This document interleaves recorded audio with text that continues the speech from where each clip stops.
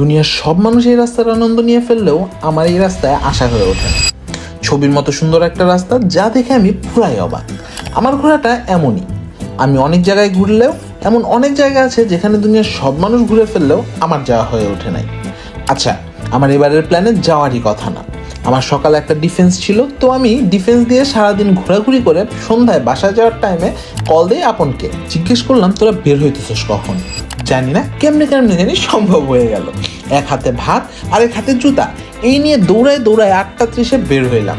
এদিকে জানিও না বাস থেকে ছাড়বে, বাকিদেরও কল দিতে পারতেছি না, কজ ওরা তো আমার কথা জানেই না। যাই হোক, পরে বাস ধরতে পারছিলাম। এদিকে বাসে চলতেছে সিট নিয়ে কেলেঙ্কারি। বাসের টিকিট এক একটা টাইমে কাটার কারণে সিট এক একজনের এক এক দিকে। যাই হোক, এগুলা মারামারি করতে করতে পৌঁছায় গেলাম কক্সবাজার। গিয়ে প্রথম দিন যত সব বস্তা পচা ঘোরাঘুরি করে কাটাই দিলাম।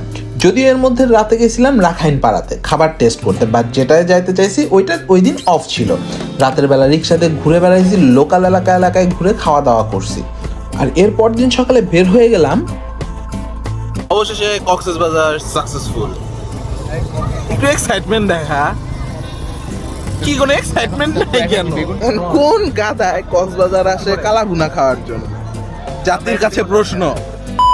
আচ্ছা, আপনি যদি চ্যানেলটা সাবস্ক্রাইব করেন, আপনার হয়তো খুব একটা লাভ হচ্ছে না, কিন্তু আপনার কিন্তু কোনো ক্ষতিও হচ্ছে না।